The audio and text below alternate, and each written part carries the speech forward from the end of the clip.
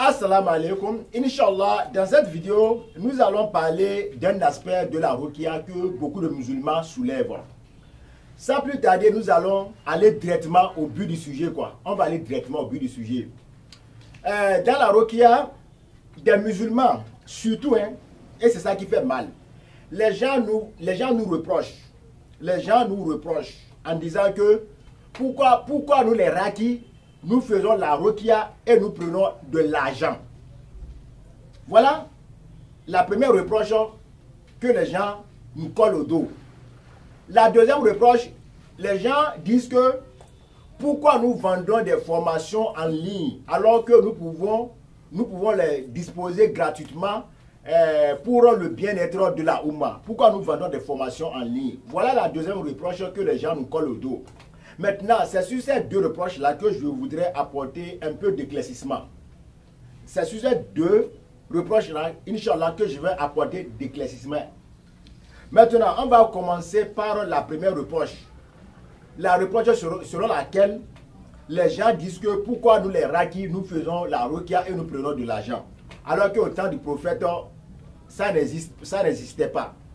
Voilà. Maintenant, ce que vous devez comprendre les amis, est que la ruqya, le traitement des maladies mystiques avec la ruqya, ça nécessite beaucoup de temps. Ça nécessite beaucoup de temps, c'est ce que vous devez savoir. Soyez quelqu'un avec la ruqya, ce n'est pas affaire d'un jour, ni 2 jours. Ça va même jusqu'à 6 mois. 6 mois. Imaginez vous-même, quelqu'un qui est malade et on nous sollicite. Et tous les jours, on va chez la personne. Matin, midi, soir, on va chez la personne pour le soigner. Et ça jusqu'à peut-être 1 mois, 2 mois, 3 mois. Et vous voulez qu'on fasse ça gratuitement. Comment est-ce que ça peut être possible? Comment est-ce que ça peut être possible? Est-ce que vous-même là, est-ce que c'est normal? Tu vas travailler, tu vas soigner quelqu'un pendant 6 mois sans prendre de l'argent. Est-ce que vous-même là d'abord, est-ce que vous pouvez faire ça? Alors que nous, on a des activités, nous laissons notre temps. On prend des temps, le temps que nous allons prendre pour faire autre chose, là, nous prenons ce temps-là pour s'occuper des gens. Mais il faut qu'on nous récompense. Au temps du prophète Mohammed sallallahu alayhi wa sallam, ce qu'on devait savoir, le prophète Mohammed sallallahu alayhi wa sallam, à son temps, Allah exauçait des prières de façon rapide. Le prophète Mohammed sallallahu alayhi wa sallam, lui, c'est un attaché de Dieu, c'est un envoyé de Dieu, vraiment c'est un prophète. Dieu est toujours derrière lui. Quand lui fait des prières en même temps, la prière exaucée. Le prophète Mohammed sallallahu alayhi wa sallam ne prenait pas du temps pour soigner les gens. Non, à son temps, ce que les prières étaient exaucées. Pourquoi? Parce que Allah faisait des miracles. Allah voulait que les gens croient en lui. Allah voudrait que les gens croient en l'islam. Raison pour laquelle les besoins des gens étaient vraiment rapidement exaucés. C'est ce que vous devez comprendre. Au temps du prophète sallallahu alayhi wa sallam, au temps du prophète Mohammed sallallahu alayhi wa sallam, quand quelqu'un avait des problèmes, le prophète récitait des invocations et en même temps s'exaucer. Là, il n'y a pas de problème. Et quand le prophète fait comme ça, des gens récompensent. Des sahabas font des ruqya, il y a guérison instantanément, les gens récompensent. Mais ce que vous devez comprendre, ce n'est pas dans tous les ruqya que nous prenons aussi de l'argent. Par exemple, moi, je vais parler de moi personnellement. Moi, Abdou Samad, il y a certains ruqya que moi je fais, le même jour, le mal s'en va. Là, je ne réclame rien. Je ne réclame rien. Certaines personnes me récompensent, d'autres ne me récompensent pas. Et ça me dit rien parce que je n'ai pas fourni autant d'efforts. À titre d'exemple, si par exemple, quelqu'un a attaqué, les djinns, les chéatines attaquent quelqu'un, la personne fait des crises. Moi, je récite le Saint-Coran. En même temps, les djinns partent, la personne se retrouve. Mais c'est fini. Là, la personne est guérie instantanément. Mais là, moi, je ne réclame pas l'argent. Je ne réclame rien. Certains me récompensent, d'autres ne me récompensent pas. Mais ça ne me dit rien du tout, ça ne me gêne pas. Parce que je sais que là, je n'ai pas fourni un grand effort. Mais quelqu'un qui est malade, il est atteint de la sorcellerie, il est couché. Et cette personne, il faut aller chez lui tous les jours, lire, s'occuper de lui pendant 1 mois, 2 mois, 3 mois. Et vous voulez qu'on fasse ça gratuitement. Comment est-ce que ça peut être possible? Moi, j'avais essayé. Moi, Abdou Samad là, moi, j'avais essayé. Comme quand j'ai commencé la ruqya là, je disais aux gens, je vais les traiter. Quand ils ont trouvé satisfaction là, ils vont payer. Vous savez ce qui s'est passé? Quand moi je vais pour les traiter là, les gens fuyaient parce qu'ils disaient que Moi, je viens tous les jours, les soyez, et ils ne me donnent rien. Ils ont honte. Vous voyez que ça ne peut pas marcher. Ce que vous dites là, soyez les gens gratuitement avec la Rokia là. Je vous assure que les frères, ça ne peut pas marcher. Vous-même là, vous pouvez essayer. Ça ne peut pas marcher. Les gens, ils ont honte, ils ne peuvent pas supporter. Et vous dites qu'on va faire la Rokia gratuitement. Comment cela peut être possible? Moi, j'en ai essayé. Et vraiment, les gens, même, la famille même des patients là, ils ont honte même de me recevoir. Le patient même là, il a honte même de me recevoir. Ils disent de me dire que lui n'est pas là. Et c'est avec des recherches là que j'ai su qu'il a honte de moi parce qu'ils disent qu'il ne me paie rien. Ils ont honte et ils ne peuvent pas supporter ça. Vous voyez, c'est depuis ce jour-là que moi j'ai commencé à fixer un prix. Un prix, vous voyez, mais ce que vous dites là, ça ne peut pas marcher. Maintenant, si malgré ce que moi je vous dis là, et vous insistez là, et que vous voulez que les gens continuent de faire la Rokia gratuitement là, vous avez des enfants, non? Vous-même là, vous pouvez vous former à la Rokia. Il y a les documents de la Rokia, les zadis, formez-vous et commencez par traiter les gens gratuitement et vous allez voir les choses claires. Nous sommes dedans, nous savons ce qui se passe. Vous ne savez pas, vous ne savez pas ce qui se passe, vous n'êtes pas dans le domaine, mais vous ne pouvez pas nous juger. Vous ne pouvez pas nous juger parce que vous ne savez pas ce qu'il y a dedans. Nous sommes sur le terrain. Moi, vous savez là, moi là, je suis sur le terrain. Je sais de quoi je parle. Voilà. On ne peut pas faire la Rokia gratuitement. Ça, c'est impossible. Même si tu as envie de le faire, les gens là, ils vont t'éviter parce qu'ils auront honte de te recevoir. Parce qu'ils vont dire que chaque fois, toi, tu viens tous les soirs, ils ne te payent pas. Ils auront honte. Mais vous voulez qu'on fasse Rokia gratuitement. Ça ne peut pas marcher, les amis. Voilà, ça là, ça ne peut pas marcher. Soyons honnêtes.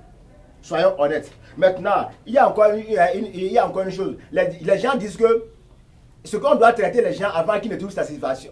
On doit être payé si les gens ils ont la guérison. Ça aussi, ça ne peut pas être possible. C'est ce que j'ai dit là. Que les gens, ils ne nous permettent pas de faire ça gratuitement parce qu'ils ont honte. Ils ont honte. Et d'ailleurs, même à l'hôpital, quand tu vas à l'hôpital, hein, tu paies d'abord les frais des hôpitaux. Maintenant, après, tu peux avoir la satisfaction comme tu ne peux pas avoir la satisfaction. En tout cas, les gens, ils t'ont soigné, non? Voilà, ce que vous dites là, ça ne peut pas marcher. Rokia gratuite là, ça ne peut pas marcher, les amis. Moi, j'ai tout essayé. Ce que ça ne marche pas, il faut que les gens payent. Voilà. Maintenant, on a fini avec ce cas. On a fini avec ce cas. Maintenant, on va le deuxième cas. Les gens disent que nous vendons la formation de la Rokia en ligne. Nous vendons les formations de la Rokia en ligne. Pourquoi ça? Pourquoi ça ne pourrait pas être gratuit? C'est vrai. Les amis, ce que vous devez savoir encore, les formations de Rokia que nous vendons là, c'est le fruit de notre recherche. Ce que vous devez savoir, la Rokia là, c'est une science. C'est une science. Et en tant que science, ça a besoin aussi de financement. Je vais prendre un exemple terre à terre pour vous. Les écoles coraniques là, vous qui envoyez vos enfants à l'école coranique là, pour qu'ils apprennent le din là, pour qu'ils apprennent l'islam là, vous ne payez pas les frais de scolarité. Vous ne payez pas les frais de scolarité, mais si vous payez. Parce que les enseignants qui sont là, c'est leur travail. C'est leur travail. Il faut que vous payiez afin qu'eux, ils s'occupent de vos enfants. C'est comme ça. Toute science a besoin de financement. Comment vous voulez que vraiment, nous concentrons, nous faisons des vidéos. Et les vidéos aussi, nous prenons notre temps. Nous faisons des recherches. Nos expériences dans la Rokia là. C'est ça que nous mettons ensemble avec les recherches que nous faisons. Et nous sortons des formations qui vont pouvoir vous profiter et vous voulez qu'on mette ça gratuitement. Comment est-ce possible? Comment est-ce possible? D'abord, on a des portables, nous prenons des portables pour filmer. Peut-être en filmant, les portables peuvent tomber en panne. Si les portables tombent en panne là, qui va nous donner les moyens pour réparer ça? Qui va nous donner des moyens pour réparer ça? On ne trouvera personne qui va nous donner un autre portable pour que nous puissions continuer. Maintenant, après ça, on va faire les montages. Les montages là, ça prend du temps pour faire les montages. Maintenant, les vidéos que nous mettons en ligne et nous vendons là, les plateformes là, on les paye aussi. Les plateformes là, on les paye pour héberger nos vidéos. Maintenant, si nous ne vendons pas, ces plateformes là, comment on va pouvoir les payer? Mais vous aussi, mais attention. Mais pourquoi vous faites comme ça? Pourquoi vous êtes méchants? Et encore, regardez, le Saint-Coran, ça se vend au marché. Le Saint-Coran, ça se vend au marché. Le Saint-Coran là, c'est un livre direct de Dieu. Mais pourquoi ça se vend au marché? Pourquoi ça se vend au marché? Mais c'est parce que le Saint-Coran là, il y a des gens qui travaillent dans les industries, qui fabriquent le Saint-Coran. Les machines sont là. Les machines vont tomber en panne. Les gens vont réparer les machines. Les gens vont payer les employés. Tout est là. L'argent de gasoil, de carburant, les frais de carburant. S'ils ne vendent pas le Saint-Coran, comment ils vont pouvoir récupérer tout ça là? C'est impossible. Mais c'est presque la même chose. Et vous dites que nous vendons encore les formations en ligne. Mais ce n'est pas pour votre bien. Nous travaillons, nous gênons. Nous faisons tout possible pour que l'islam évolue. Et vous levez, vous dites des choses qui sont insensées. C'est parce que vous êtes à l'aise. Nous combattons pour l'islam.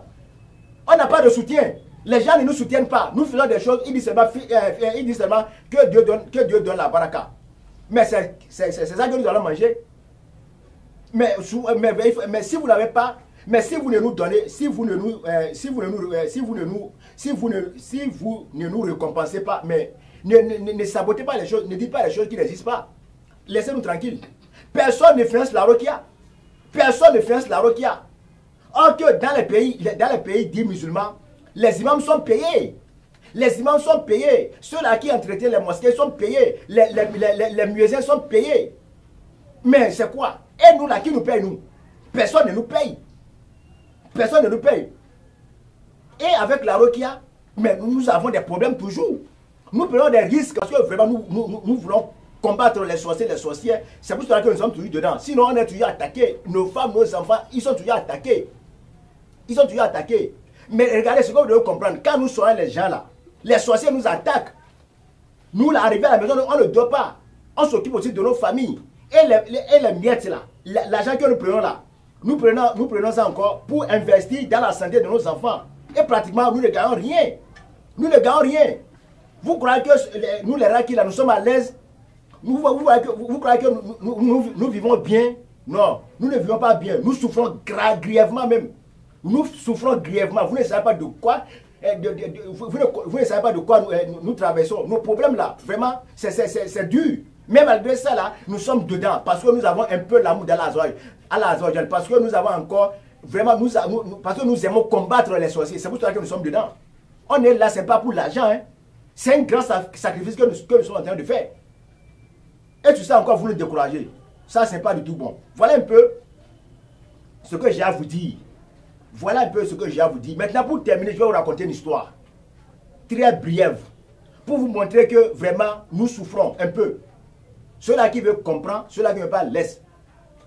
Regardez, un jour, j'étais parti quelque part dans une maison pour prêcher, hein, gratuitement, hein, pour prêcher un peu, pour parler les gens de l'islam.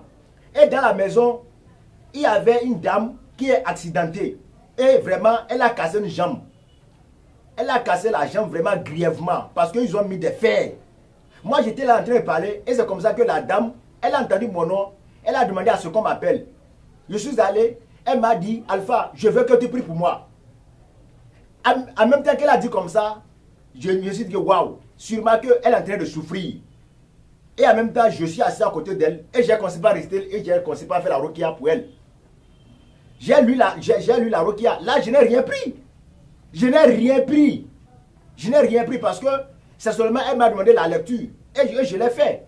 À cœur ouvert. Je l'ai fait. Maintenant, je lui ai demandé comment l'accident est arrivé. Et d'après cette version, ce qu'elle a dit là, moi j'ai conclu qu'il y a les sorciers derrière. Il y a les sorciers derrière parce que la plaie là, ça ne finit pas. Parce qu'ils ont fait des hôpitaux, des produits. C'est que la santé n'améliore pas. Moi, je suis que vraiment, il y a les sorciers derrière. Je vous assure, mes frères, Allah est témoin. C'est ce que je vous dis là, Allah est témoin. Moi, je suis arrivé à la maison à 11 h. À midi déjà, moi j'ai 3 enfants. Mes 3 enfants là, ils sont tous attaqués. Malgré que je n'ai rien pris là. Mes 3 enfants, ils sont tous attaqués. Mais vraiment, j'ai lu. Et les miettes que j'ai là, mes petits sous que j'ai là, et c'est ça que j'ai encore prélevé pour amener les enfants à l'hôpital, vraiment pour faire des dépenses. Et vous voyez, non, là, elle ne m'a rien payé. Je l'ai fait la lecture. J'ai combattu les djinns, les sorciers. Mais au retour maintenant, ils m'ont attaqué aussi. Bien vrai que je n'ai rien pris là. Ils m'ont attaqué. Et les miettes que j'ai encore, j'ai dépensé encore dans la santé de mes enfants. Vous voyez combien de fois nous souffrons. Et tout ça là, vous nous accusez, vous parlez mal de nous. Alors que nous faisons l'effort vraiment de sauver la Oumma, nous faisons notre effort quand même pour défendre la Oumma, pour défendre notre religion, pour empêcher les gens d'aller dans le shirk, pour montrer au monde entier que le Coran c'est la foi, la ruqya vraiment c'est la puissance fatale contre les sorciers. Hein? Nous faisons tout ça pour vraiment amener haut le nom de l'islam et vous levez, vous dites des choses qui sont insensées. Voilà, là je vais m'arrêter mes frères, vous voyez, voilà, ce que vous devez comprendre c'est que ce que nous faisons là, vraiment il n'y a rien dedans. La ruqya là, dites-moi, combien de personnes font la ruqya aujourd'hui? Certaines personnes, ils sont dans la ruqya, ils ont laissé parce que les épreuves là, les attaques des sorciers là, vraiment ça les a submergés, ils ont laissé. Nous, alhamdulillah, moi, Abdou Samad, je suis là, je continue toujours avec la grâce d'Allah. Avec la permission d'Allah, je vais encore dans les villages. De temps en temps, je vais dans les villages, je vais dans d'autres villes pour parler de la ruqya gratuitement, pour former les gens gratuitement. Mais qu'est-ce que vous voulez que nous faisions encore? Qu'est-ce que vous voulez que nous faisions encore? En tout cas, ce que nous ne faisons que aider la Oumma. Ceux-là qui veulent connaître notre effort, qu'ils connaissent. Ceux-là qui ne veulent pas, tant pis. En tout cas, nous faisons seulement pour l'agrément d'Allah. Nous faisons notre ruqya là, ce n'est pas pour plaire à qui que ce soit. Mais nous faisons pour plaire à Allah, pour défendre l'islam. C'est tout. Salam alaikum.